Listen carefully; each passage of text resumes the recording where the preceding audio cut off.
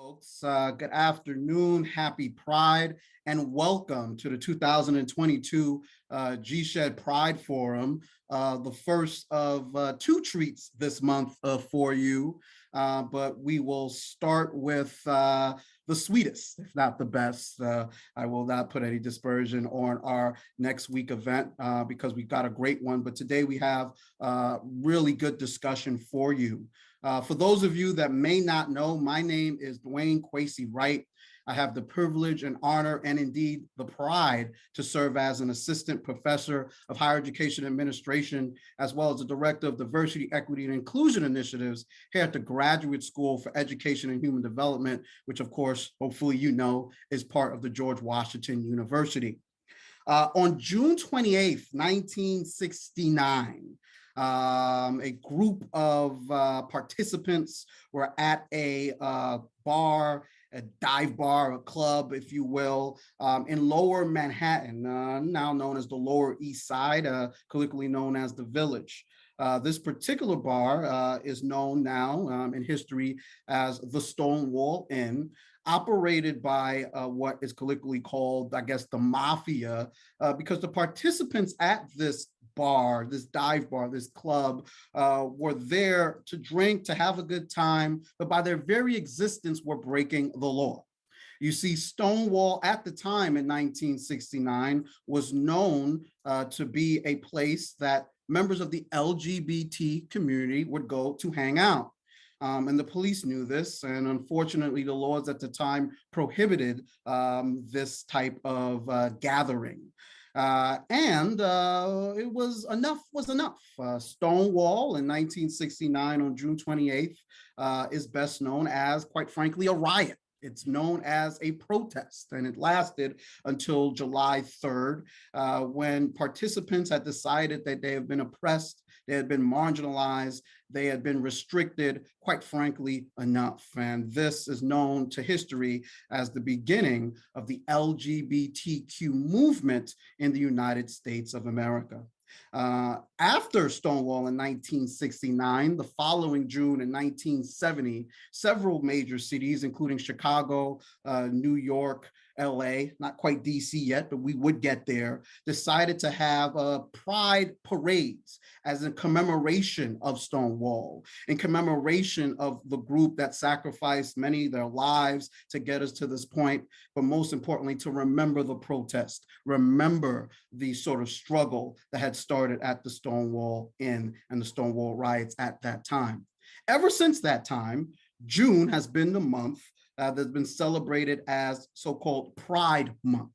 It started as a riot, it produced a protest, and it has moved to a celebration of the LGBT community here in DC, here in America, and around the globe. Here at gsehd, as part of our commemoration, and quite frankly, part of our commitment to diversity, equity, and inclusion for all people, regardless of sexual orientation, religion, race, economic status, et cetera, we celebrate every June our annual Pride Forum. And I have the honor and privilege of welcoming you to that Pride Forum on behalf of our leadership, our Dean, Michael Foyer, our Associate Interim Dean, Lionel Howard, and all the faculty here at gsehd, but most importantly, our faculty, students, and staff that are LGBTQ Americans. Thank you for joining us today, and I hope that we do have a good one for you. In our first Pride Forum, we have an event that we're entitling Doing DEI with Pride. And we have three illustrious guests that I will turn it over to in a second. I will remind the group that's here with us, we're recording. And if you do want access to recording, maybe you have a friend that just couldn't make it, couldn't get out that lunch meeting, please let us know. Next week will be our second part of our 2022 Pride Forum, which will feature a conversation with the Deputy Chancellor of DC Public Schools, Dr. Kim. But for now, let's get started. In the tradition of queer culture and, LGBT, I've been rewatching Pose, which is a show on Fox that talks about ballroom culture. And I know that we in this community tend to like to express and introduce ourselves. So rather than introducing our illustrious guests, I'm going to ask you all to introduce yourself. Chris, we'll start with you since you're an alumni of our program, and we are so proud of everything that you will and have accomplished. AJ will then go with you. Eunice will then go with you. But why don't you just tell us about yourselves? You know, who are you? What do you do? Most importantly, how did you get there? You know, what was your journey through pride, through struggle to get to the position you're in as a DEI practitioner? And then once we get introductions done, we'll get into the meat and potatoes of the story. All right, folks, please feel free to use the chat function. The chat function is here and available, both the questions to the panelists, and if you just want to share, of course, you know, as is a typical practice here at GSHED, if you want to send a direct message to myself, you want to send a direct message to Meg Holland, that is a way to ask your question or produce your comment without necessarily having to identify yourself. The panelists, if they wish, can take direct messages if you want. Right around about 1 o'clock Eastern Standard Time, if you can stay around, we're going to turn it over to you. So please feel free to put your questions within the chat throughout, or you can save them and send them to me or put them in the chat at 1 p.m. right around that time when we go to the audience Q&A. Okay, so without further ado, I'm going to turn it over to our illustrious guests. Chris, we'll start with you. Maybe name, pronouns, who are you, what do you do, and how did you get there? Thank you all. Thank you, Dr. Wright. I'm going to try to remember all the things that you just mentioned. So my name is Chris Hooten. My pronouns are they, them, EA. And I am a dark-skinned person with a shaved head who's wearing a purple and yellow and white caftan across a white-ish background.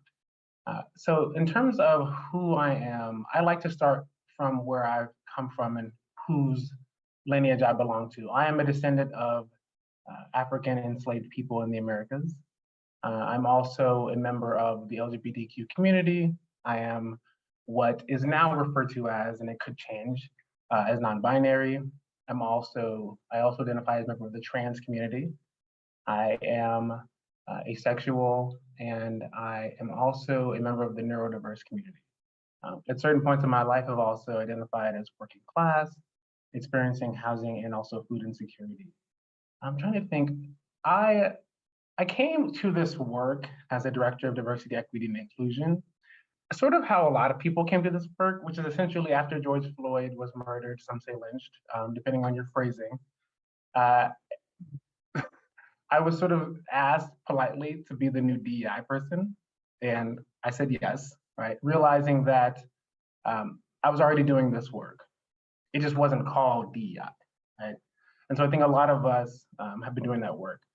While I was studying at GSHED with my master's in higher education under Ashley Stone, Dr. Stone, Wright, and others, my capstone project really encapsulated the experiences of historically marginalized groups. What were their stories? What were their experiences like navigating these institutions of higher learning? You know, where were there some disparities and what were behind those disparate outcomes? And how could you center those voices and center their experiences? And so that really excited me.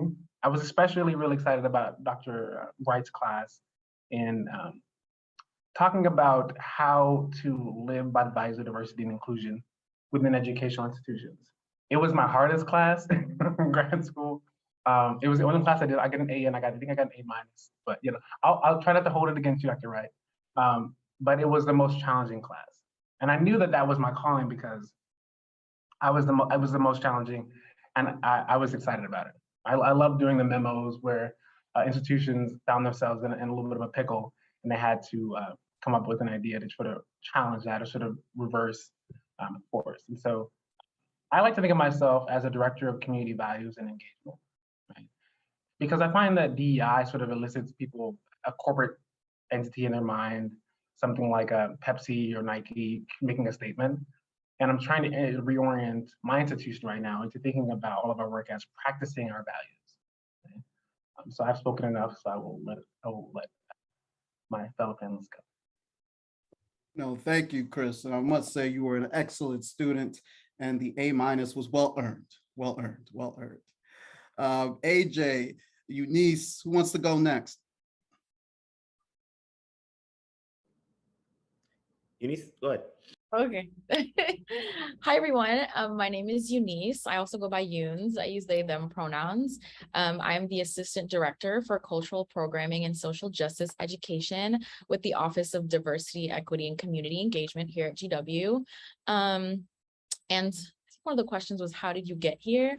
So I'm here because of love. I'm here because I had folks during my time as an undergraduate student, but also throughout my master's, my time pursuing my master's, who really poured a lot of love and care into me.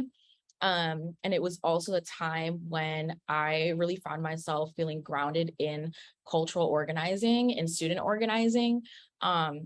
And through that, I was able to find the language and tools to be able to not only understand the ways that my identity impacts others and how I process through my identity, but also how I relate to other people, and to really realize how interconnected we all truly are. And so this position came. It's an inaugural position, and found it really aligning with a lot of my values and the work that I want to be devoted to over the course of my career, which is being able to build opportunity spaces for folks to be able to work towards our collective liberation, to be able to learn from and challenge one another. So yeah, I am here because of love and people and community who have poured so much into me. No, thank you, Eunice. And I must say that, GW is so pleased and honored to have you, and we can't wait for the wonderful work that you'll do for our community and for our students. Thank you for joining us. Can't wait to work with you. AJ, last but certainly not least, why don't you wrap us up? Who are you, and how'd you get to where you are right now? Absolutely. Thank you so much. Pleasure to meet you all. My name is AJ King. I am the Assistant Director of the Multicultural Student Service Center and LGBTQ Resource Center. He, him, his pronouns. How I got into this field, well, it started off with me just having a lived experience, right? So as someone who is a gay man of color, I have always dealt with this experience of intersectionality from birth, right? So I was adopted at birth with my, my race, my ethnicity being Black and Latino, but adopted into a predominantly white environment with a white mom and a Black dad, right? While growing up as a young gay kid in this type of environment, and trying to navigate that has always been challenging as a young person without having the tools and language about, who am I, right? So I really got involved into social justice work as a teenager, and started working at a local nonprofit organization called Smile that focuses on LGBTQ youth in my early 20s. And that's where I really discovered my passion of working particularly with the LGBTQ youth of color population. There's just a whole mosaic of needs that are many times unaddressed and lack of resources available. And I just felt that, it was an opportunity for me to provide that. So I wanted to look at it from a holistic perspective. So I was able to actually work at GW around 10 years ago in the School of Public Health, working on the PrEP clinical trials from a more biomedical perspective. I've done programming with a wide range of different nonprofit organizations focusing on LGBTQ youth from the facilitator perspective and the party perspective. So I ran an organization called Impulse Group DC, which focused on providing elevated experiences and parties for gay and bisexual men, focusing on HIV and STI prevention and treatment, education, substance abuse, and mental health. And then into the arts, where I began a nonprofit called Breaking Ground that focuses on providing a musical theater production that they curate for LGBTQ youth based off their life stories after going through group level counseling. I completed my master's in mental health and rehabilitation counseling at UDC. And my focus is really around making sure that our population has the access and resources to focusing on their mental health, their physical health, just holistically, the opportunity for equity in our community that many times isn't provided for such a marginalized population. So that's who I am. That's how I got here. And I do want to say just ahead of time, excuse me, if my voice is a little raspy. I have a bit of a head cold right now. So if you missed something, just let me know and I'll repeat it.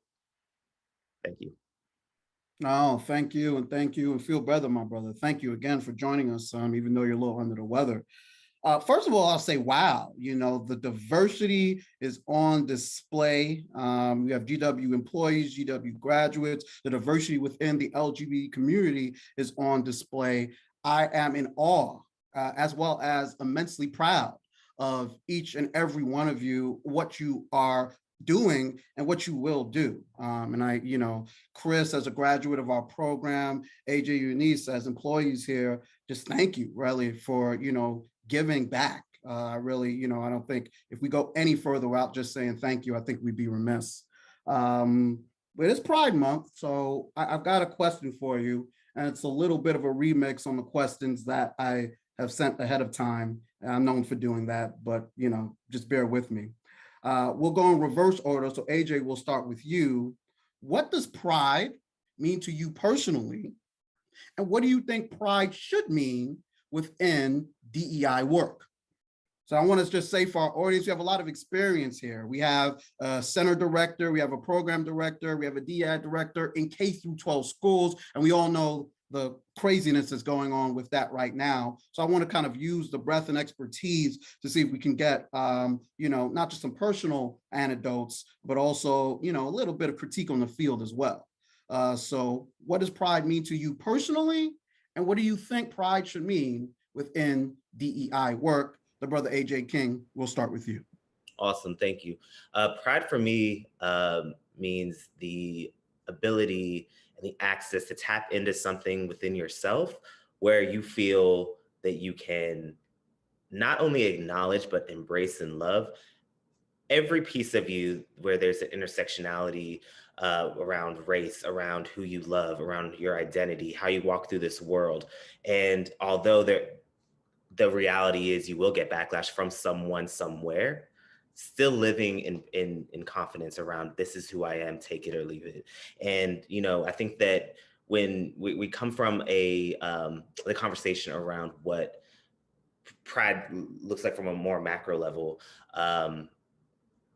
being able to connect with like-minded individuals who walk through this world different from you, but in the same philosophy of this is who I am and this is who I love.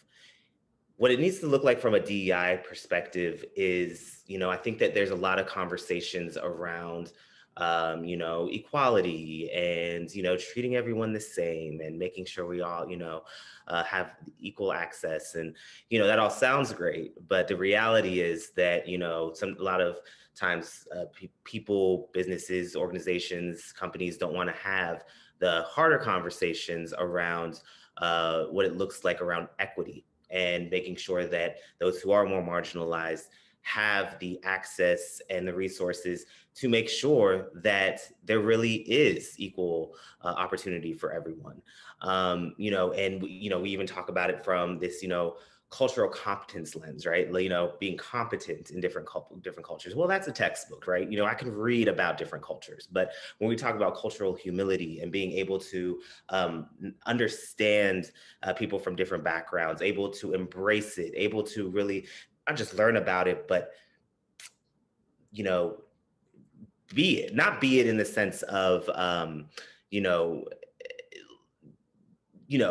to be part of that community necessarily, but be it by loving and supporting and embracing and providing the resources that may not exist within a certain population. And I think that many times that could be missing in the DEI work.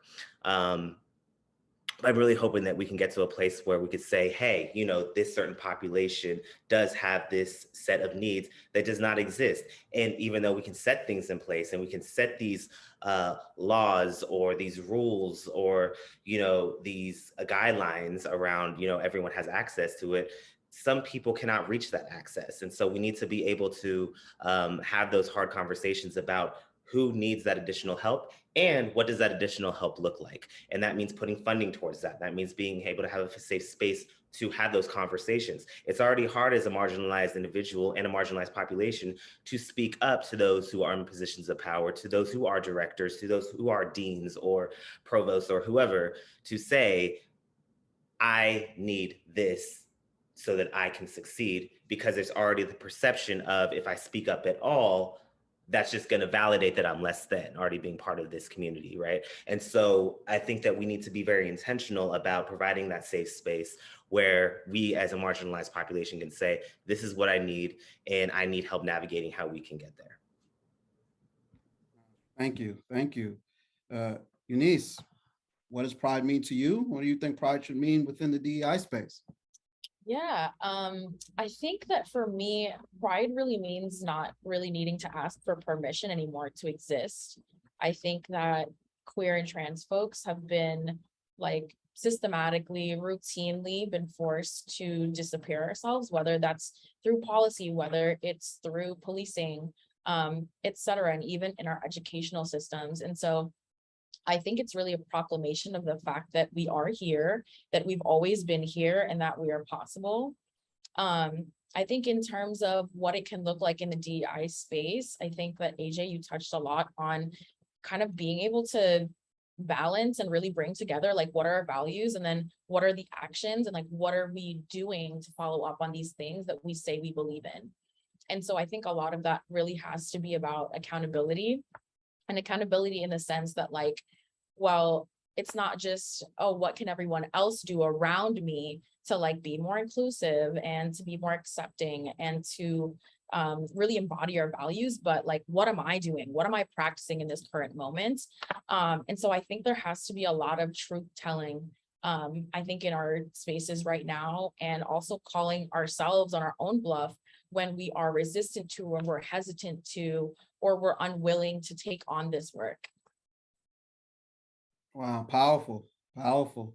I'm going to resist the follow-ups because I do want to save time for our audience Q&A. So I'll go right to Chris. Chris, I'll say you're in a unique position as, you know, you're a DEI director in a K-12 school. And we have seen, you know, if you've been paying attention, and you might not have, because, you know, there's a lot going on that we want to kind of hold and shield ourselves from here in America. LGBT students have been under attack in K-12 schools over the last 6 months, over the last couple of years. So, you know, from that perspective, what does pride mean to you? But what should pride mean in the DEI space? There's a lot to unpack there. And thank you, Dr. Wright, for highlighting the experiences that we're going through right now as K-12 educators. And thank you, Eunz and AJ, for sharing that. I think I'd like to largely reflect solidarity and connection to your definitions of what pride means to myself. I think for me personally, I don't, maybe this is an odd position, but I don't really have pride in my like LGBTQ identity. I don't have pride in my non-binary identity. I have strived to have a place of, or be in a place of self-love or self-worth or like acknowledgement, right? And for me, my experience has been not pride about, right? Because I think that like that sort of is sort of in battle with shame. It's more letting go of the ideas that I have sort of inherited or that I've been exposed to about what it means to be queer, about what it means to be different in all shapes and forms, right? And I think that for me, it's come to a place of just rejecting all human hierarchy in all forms, all shapes, in any way that it shows up, and rejecting the ideas that we attach to certain people. And Ibram Kendi's book, How to Be Anti-Racist, he talks about sexual racism and sexual genderism, right? Like these ideas that are attached to Black queer, or white straight, right?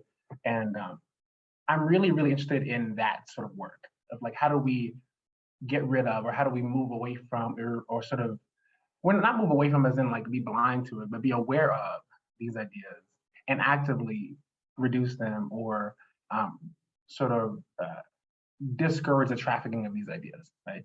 And so that's where I'm coming from in terms of the personal, right? My personal definition is also political, right? So like, I can't have pride in something if I am not doing something to promote access or freedom or the more expansive definition of human experience for my siblings and my brothers and sisters of all generations, right? So I'm rooted in Eugene V. Debs' definition of not rising above people, which is sort of what we talk about in the US. And I rose above poverty, I rose above sexism, I rose above this. And instead, it's rising with people. Okay? So like, I strive in my practice, which is, rooted in anti-capitalism, rooted in anti-racism, right? And a host of other, antis, to rise people with me, right? And so that brings me to the work that I'm doing in terms of with the students. I am hyper aware of the narrative and the backlash and the sort of vitriol that is coming towards people who are practitioners of DEI in the K-12 space, right? So you're exactly right to mention that there's a lot of sensitivity right now with that. And I think that makes sense depending on different angles that you look at, right? Demographic change, economic issues, inflation. You're talking about people's resources, right? You're talking about people's resources with their kids. So that makes sense, right? And how I've worked to try to promote that is centering the voices of the students in everything that I do, right? So I don't do anything unless I center the voices of the students I'm working with, right? So I'm lucky in that in my position, the DEI committee is a group of students who came together before I even showed up at the school. It's also, my role is also an inaugural role. The school is relatively young, it's only 4 years old.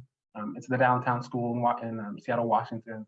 It's an interesting model. It's a micro school. There's only 150 kids, 15 faculty, right? So it's so very horizontal in that nature, right? So we're already sort of starting off in that positionality.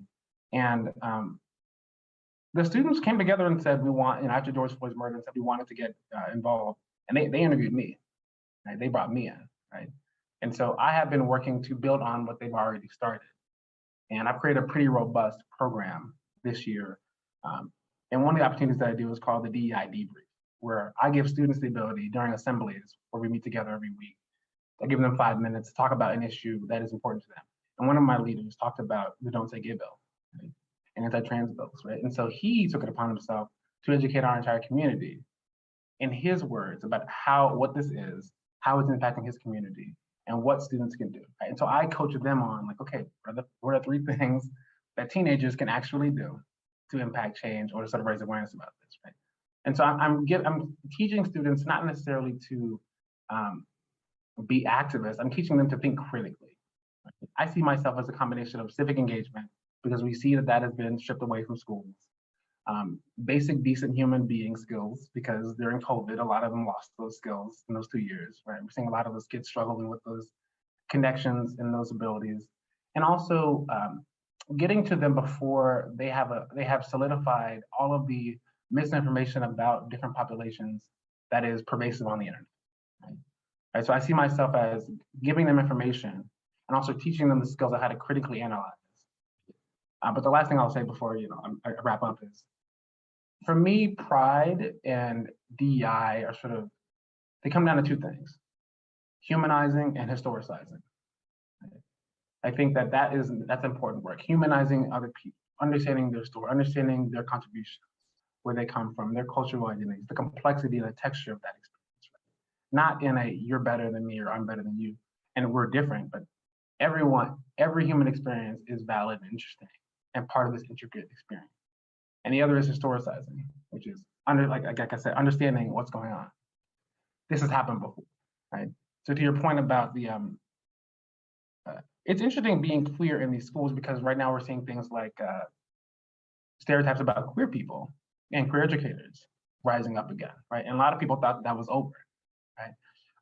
And people who are not studies of history or not sort of students of history will think that that's impossible. Like, well, we have marriage equality, everything was one. It's like, well, no, this happens again. History doesn't repeat itself, but it does rhyme, right? So you have to be aware of this, and if you study what happened in the 80s and the 70s, you know that this isn't new. So I think that, like Eunz said, you have to be really, really cognizant and sensitive and intentional about this work, right? And again, my contribution is centering the students on this, That's sort of where I come from in terms of what pride should be and what DI should be. I feel like I'm at church. I feel like I'm in the therapist office. I feel like I'm at a lecture. I'm feeling it all right now. I'm feeling it all right now. And each and every one of your answers is inspiring. Folks, I will remind you that in a couple of minutes, we're going to move to audience Q&A. I see a lot of DEI practitioners, a lot of scholars in the room. Feel free to ask your questions and engage with the panelists. And feel free to be critical. As someone often tells me, the tea is hot sometimes, but sometimes it's necessary. So we don't all necessarily need to agree when we come to these conversations. But back to the panel, and we'll start with you, Chris, and go back in reverse order for this next question. And it builds off the last question. So, you know, all three of you are DEI practitioners. From what I heard, at least two of you are in brand new and inaugural positions in which you're sort of, you know, building the ship or building a bridge as you're crossing it, pick your a metaphor. So here's the question. What responsibility do K through 12 schools, do universities, do schools of education, higher education programs have to explicitly create a so-called safe space for LGBTQ students? And when I say LGBTQ, I'm talking about the full gambit of the LGBTQ community. I saw Dr. Kester here earlier, and I think about the work that the Special Education and Disability Department has done at gsehd and the intersection between LGBT identity and disability. I often think about the work that Ashley Stone did to make our higher education program have a social justice concentration, which we just announced and launched this past Juneteenth.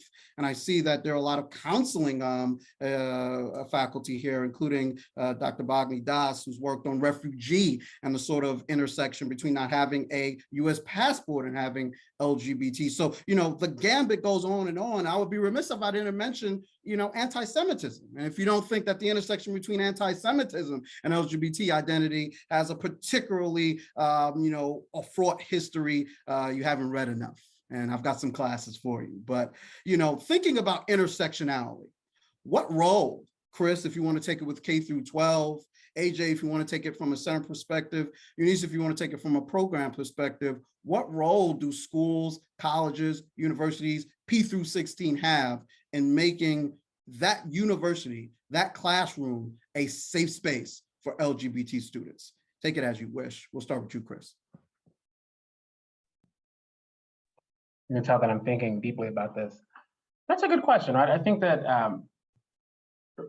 it's different for institutions that are sort of private, which is where I work. I work in an independent institution, and they usually have missions, right, which usually articulate their values, right? And for me, my role is actually getting to actually practice that. What does that look like in practice, right? It's all well and lovely that we say that we believe in diversity and respect and consideration and integrity. That's fantastic.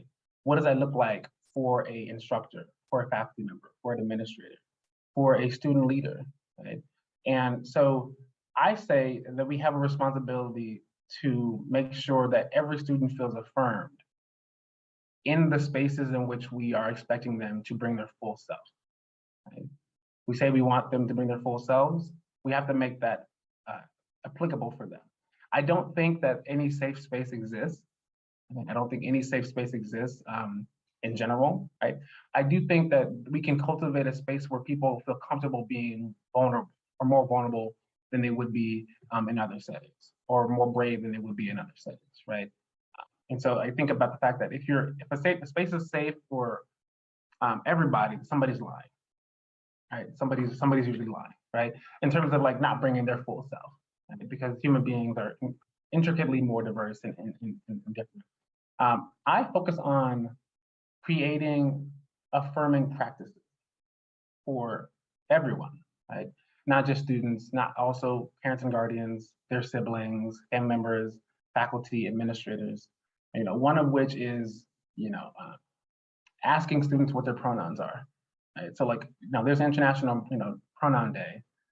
Ask students to, if they feel comfortable, share their pronouns with you so that you can make sure that you are affirming them and that you're not misgendering them at all times, right? Making it clear what the protocol is or what the practice or expectation is when misgendering is one thing. We were just talking about accountability. I've learned to sort of soften things a little bit. So I tell people, I'm holding you capable. I'm holding you capable of living within our values in our community. And so that is sort of the angle that I sort of bring to this, right? You have to be a little bit more diplomatic in terms of the babies, right? But also, I feel like we have a responsibility to create gender and LGBTQ plus affirming practices, policies, and programs, because all of our students are more diverse than we could ever imagine. Right? So Gen Z, especially coming up, and then and Alpha, which is after them, are the most LGBTQ plus identifying students that we ever had in the US that we know of, right? It's also the most racially diverse, right? It's also the most neurodiverse, right? So we have all of these different intersecting identities that, if you focus on a school being or a space being neurodiverse friendly, whatever that means, or, affirming in terms of their race, you don't focus on LGBTQ, you're always going to be missing a component, right? And people talk about, I'm Black first, or I'm queer first. That I reject that completely. I'm me first. I can't take my LGBTQ identity or my Black identity or my neurodiversity away from a space. People feel that, or they see it, or they know it, when they connect with me. And so I think that it's hard to think about how to do this work well if you're not centering the voice of the students, asking them what they need and actually listening, right? And to your point about how hard it is in different spaces, mostly it's hard because people have ideas about these communities that have been baked in, right? One is that trans kids are just, so sensitive, right? And they're so triggered and they're so snowflakey. No, they're not triggered and snowflakey. They're used to being disaffirmed in the original spaces they come to, and that hurts, right? And so you have to be willing to engage in trust building and ask them how you can do that. Right? It's a part of it being a leader and I create a resource for myself this year after learning some lessons with the students, is communication strategies with students, right? Simple things like if you're meeting in the office, asking them, do they feel comfortable with the door open or closed? Asking them if they know that you're a mandated reporter, in terms and educating them about what that is. When they finish talking, asking them to repeat back to you in their own words what their understanding is, so you can sort of clear up some things, are simple ways to sort of tell students and show them that you respect their agency and you are giving them the opportunity to think about these things and to offer up their wisdom, right? And so for queer people and people who are trans and people who are part of that experience, who are used to our ways of being, not being affirmed or being asked, things being, cis heteronormativity being imposed on us, even small things that demonstrate that we're learning with you and I'm not teaching you, can I think invite students to engage in trust, and they will talk about themselves more and share more, and that'll give you the opportunity to actually think proactively about providing more resources. I'm taking notes. Okay. Eunice, why don't you go next? And to just remind you, the question is, what responsibility do schools, K through 12 schools, colleges, and universities have for ensuring that the classroom, the co-curricular environment is a safe space for LGBTQ students? Yeah, definitely. I think as Chris was talking about, this notion of safety, I mean, in my personal opinion, like there really is no such thing as a safe space, because spaces are dynamic and people can move and shift and add different layers to them that, for one person could feel safe, for another person may not be safe at all. So I think, first of all, really trying to, reframe our thinking around like what spaces look like and how we allow them to shift and evolve, and how we adapt them to the needs of the people that are currently, in that space. I think next, And I want to draw a little bit on the knowledge of a non-binary writer, an activist that I really love. Their name is Alok Vaid Menon. Some of you might be familiar with their book, Beyond the Gender Binary, which if you haven't had a chance to read it, like very much plugging it. But in one of their talks, they explain how we really need to be honest about making sure that there's a clear distinction between comprehension and compassion. And that a lot of the times I think we're under the impression that we need to fully understand who somebody is and their lived experiences in order to believe that they shouldn't be subject to violence, or they shouldn't be spat on, or they shouldn't, experience like blatant hatred, transphobia, etc., transmisogyny, you name it. When really, I think like there's a very clear level of empathy that we can offer folks. And I think to some of your points, Chris, too, about like being able to grow with one another. And what does that really look like in practice? So I think it's about being able to discern between those things, because I think sometimes when we say, oh, I don't know enough about this topic, like I'm not equipped to to be able to discuss this or to truly engage with it, which I think in some areas is valid. I think that folks should be able to come in and provide informed information, especially to other folks who are still learning. But I think that sometimes it's a little bit of a cop-out, because, if you think that you don't have a responsibility necessarily to be able to explore these issues and to provide opportunities to engage with folks on them in a way that's like really meaningful, then like, what does that say about what you really care about? We find time for the things that we're really passionate about, but when it comes to, trans people, queer people, gender nonconforming people, non-binary people, it's like, there's a lot of things to, learn there. I think I'm going to leave that to somebody else, you know what I mean?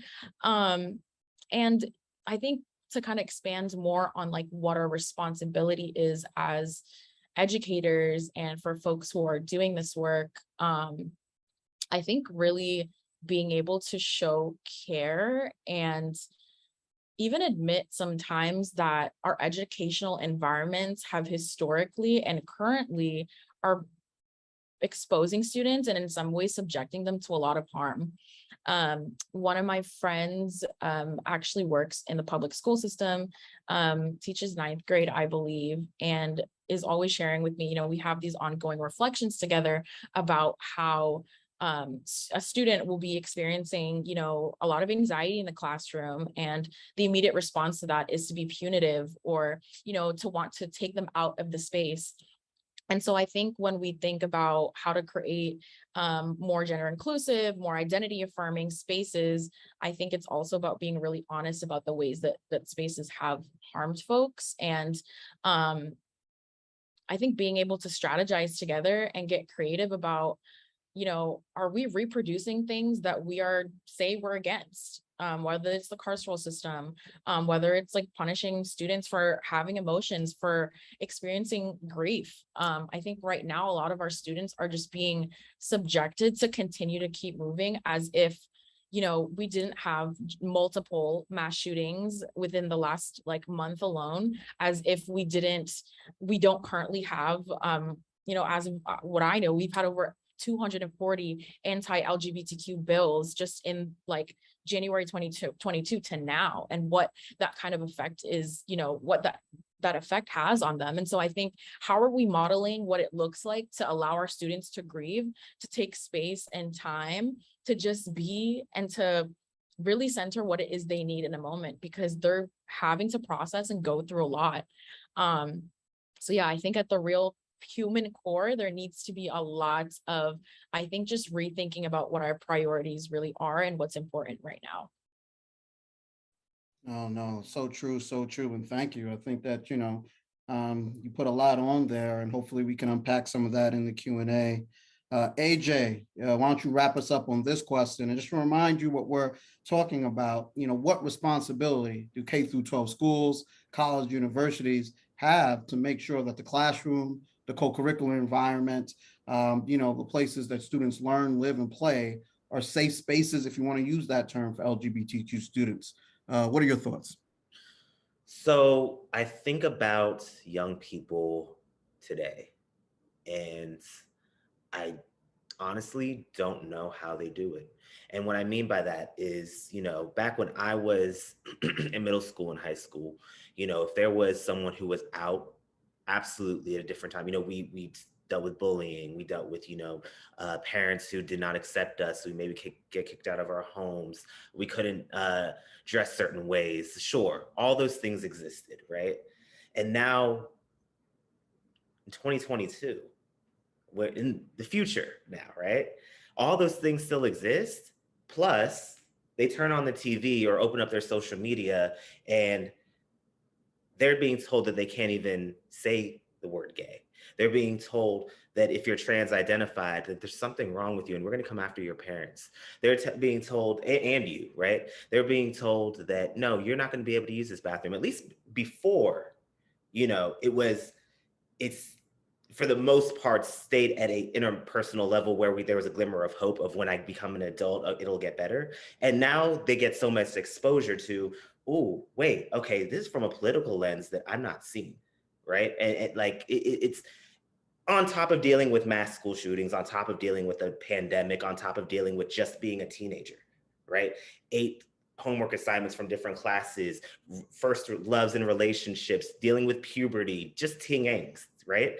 Your parents in control, all that coming with the person who's 16 years old, throw in if they're a person of color, right? There's so much going on. The pressures through social media of how to look and how your body should be, and just so much. So, I think that at the end of the day, that representation piece is going to be critical, but it needs to be in their face. So when they're taking those sex education courses in school, what does it look like for same-sex individuals or those who are non-binary, trans-identified, to know their bodies, to know what sex between 2 men looks like or 2 women looks like, right? What does it look like as far as policies in the locker room at gyms? And if you have to wear uniforms, making sure that there's inclusivity around that as well too. And we're just talking about from the K through 12 level at this point, right? And, so I think that we also have to know that they are stepping into a space when they do graduate where it will get better. So, we were very intentional at the Multicultural Student Service Center. We're currently restructuring the LGBTQ Resource Center to have that representation from an intersectional perspective. So when you first walk in down the hallway, we have every flag you can imagine, the baseline, LGBT flag, with the trans inclusivity in the brown and black. Then we have non-binary flag. We have the trans pride flag. We have the lesbian flag. We have the pansexual flag. We have the asexual flag. So all the flags just when you first walk into the hallway, right? Then we have a lounge where there's a representation of young people, their age, in the media who are LGBTQ identified. We have a poster of Lil Nas X, of Ricky Martin, of Janelle Monáe, young people that they can connect to, right? And just hang out and just be them, free of schools and studying, just live and be yourself. And then we have a resource center side that has that representation that's showing intersectionality racially and gender. We have, Gladys Bentley, we have Bayard Rustin, we have James Baldwin, we have all that representation in their face so that they can see themselves or who they hope to be, because they have to know that it may be mess right now. It may not feel so good right now when you go home and visit your family, or, when you go into the locker room or when you step into that classroom, but you are seen. There are people who will see you, and you can be the person that people can look at and be seen by, right? And so we also wanted to be very intentional of looking at diversity from perspective that impacts our community. So, the CDC data says that, 1 in 2, 50% of Black men who have sex with men are going to test positive for HIV. 1 in 4 Latinx men who have sex with men will test positive for HIV, right? So the reality is those living with HIV is major in our community. So we want to be intentional about having free and confidential HIV testing in our space as well too, where not only do you not have to pay or have insurance, but you actually get an incentive for testing, right? We want to have access in our bathrooms to free condoms and lubrication and tampons and pads and, you know, and binders. And we want to make sure that all these things are there, not because you have to ask for them, but just because they're there and it's normalized. So we just have to be very intentional of just having things present in your face and accessible if and whenever you need it. Preach, brother, preach. Preach, brother, preach. So folks, as we're coming up on the 1 o'clock hour, we have one more question before we go to the Q&A. I will remind you that you can put questions in the chat or in the Q&A function, just in case you do have to dip off at 1 p.m. But we'll try to get the one more question in, and then we'll stop the recording. We'll move to a format where we can all see each other, and then we'll try to have a conversation for the last 15 minutes or so. But for this last question, Eunice, I'm going to start with you, and then AJ, I'll go to you, and we'll finish with you, Chris. And it's about allies, right? And, you know, you wouldn't have a gsehd diversity event if you didn't have at least one controversial question. So let me not disappoint the people. What is an ally in 2022? As LGBTQ folks, and I may even go as far as to say LGBTQ folks of color, because that's what we all are right now, do we still need allies? Is the concept of an ally still something that should be in there? You know, I often think of Stonewall was a riot, you understand? But in one of the first major movies produced by Hollywood about Stonewall, didn't feature Marsha P. Johnson, didn't feature Sylvia Rivera. It featured some white blonde man throwing a rock, right? And that's just not real history. No offense to white men. There, you know, by many white men have helped me within my life, some homosexual, some not. But, you know, the concept of an ally in 2022 is a fraught one, right? Because there are many allies that within their allyship have gotten the better of that relationship, right? And this goes to, of course, the concept of intersectionality that comes from Kimberly Crenshaw and Black feminism. Shout out to Dr. Jordan West and her class. But Eunice, let me just start with you, and you can take it however you wish. What is an ally? Do you think that we still need the concept of allies? If there's someone on this call, like I am not part of the LGBT community, but I'm here at Dr. Wright to support, how can I be a better ally? What would be your advice to them? Really good question. It's actually very interesting because I was just talking with my supervisor, Dr. Jordan West, about this in a previous meeting we had together about allyship and like really interrogating like, well, why do people use the word ally? What does it really mean? Like, is it something that you assign to yourself? Is it something that other people label you as, etc.? And I think we're way beyond that idea of the quote unquote conventional ally. I think we need something more. Like one of the words that we talked about, or one of the concepts was about being a co-conspirator, somebody who's, you know, very devoted, not only to your liberation, but also because your liberation is tied to theirs. And so to quote Alok again, there was this interview that they did about masculinity, etc., talking about the gender binary, and the interviewer goes, well, how do I help you get free? And they basically respond and say, actually, like, I don't need help. Like, what I need right now is for you to ask yourself, like, how do I free myself? Because I think in that same vein, like, queer and trans people, like, we are proving with our existence, with the ways that we show up every day, with our, you know, with the ways that we live unapologetically every day, like, we don't have anything to prove. But what we're asking for folks is, you know, are you ready to heal yourself? Like, are you ready to reject these systems, these conditions that are also harming you? And I think only in that, when you realize that, like, this, as much as it affects me, actually affects you. Like, I'm here because I see a limitless possibility of the types of people that we can be. I think trans people, like, we model every day by being alive that there are infinite ways to be. And I think there's this misconception that we don't need, like, that we don't want people to identify as a man or don't want people to identify as a woman. But really what we're saying is, like, you, as many people as there are in this world, there's many ways to experience being a man, being a woman, etc., and everybody else in between.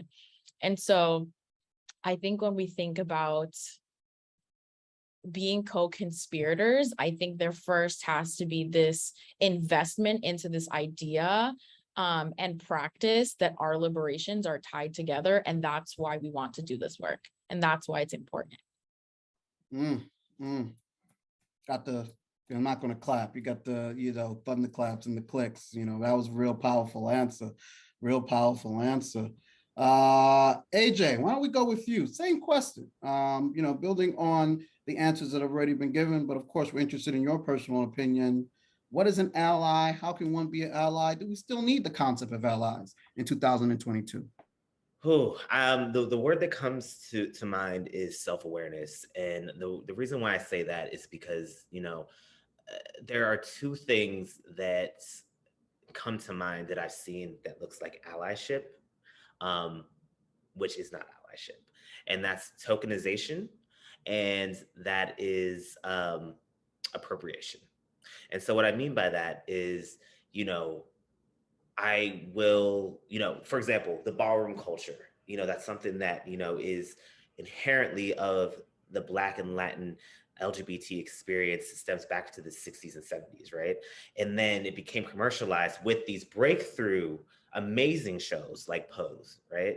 And now it became so commercialized where our language and the way that we walk and the way that we talk has been so blackfaced in a way, like so taken and made fun of. And I'm seeing, it's funny, I was talking with my supervisor, Mr. Topscott, about this the other day as well too.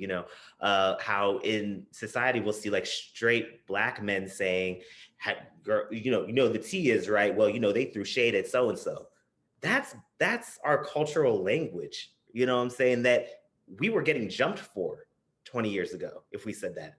And now it's become so appropriated and normalized.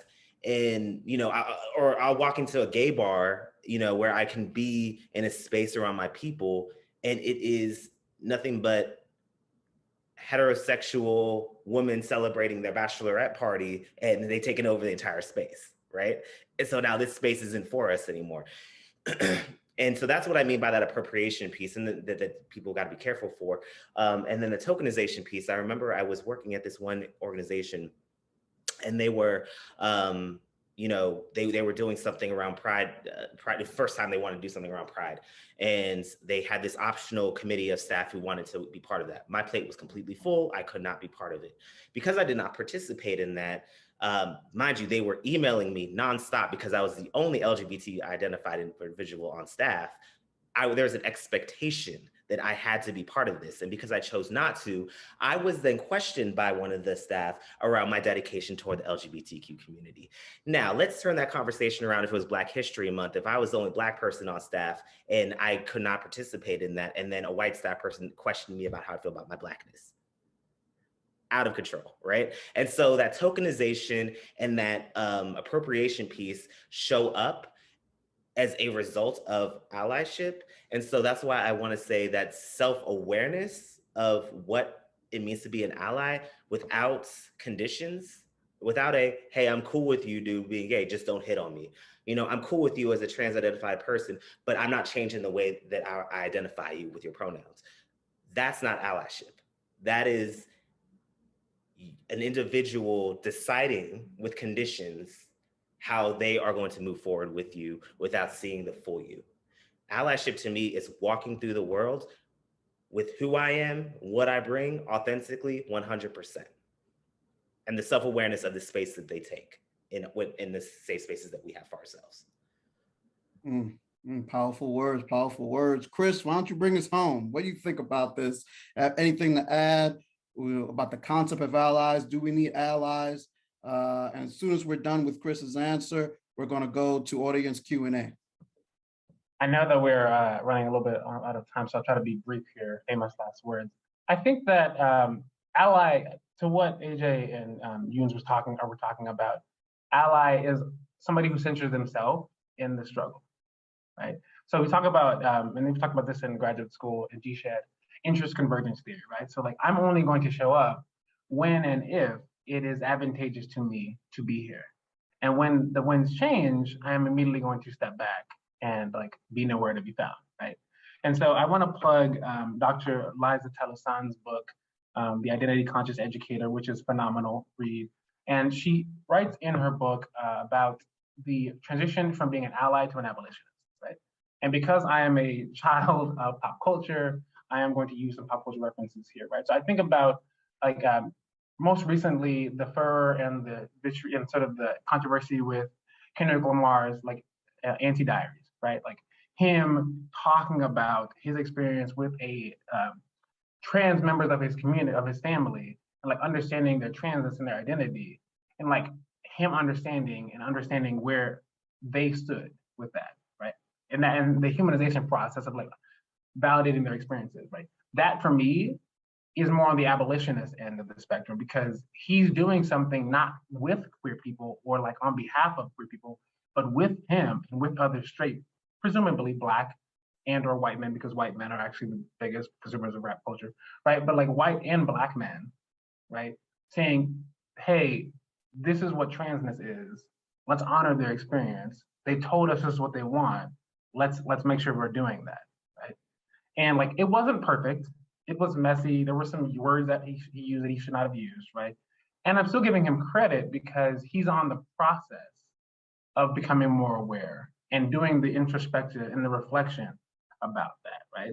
So abolitionists are people who I think see how things work, see the disparate outcomes that come from these ideas, right? And the policies and the ways things have been, and are willing to put up something, whether it's social status, economic wealth, resources, opportunities, sexual partners, what have you, right?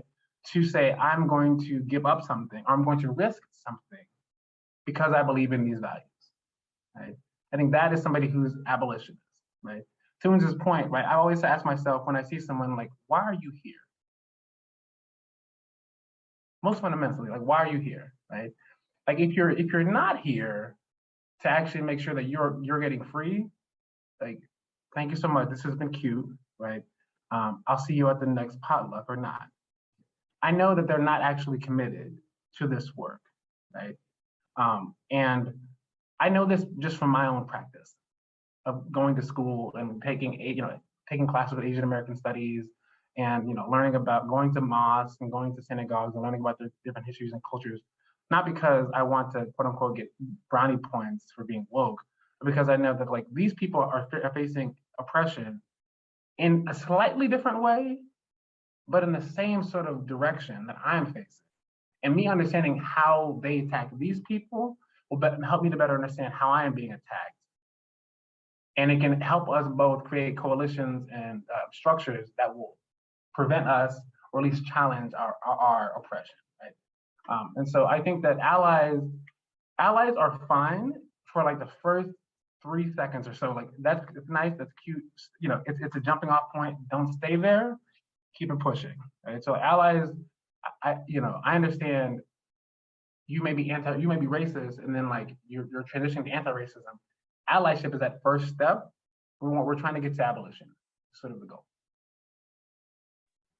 Okay, wonderful. Thank you all for that. We're going to stop the recording.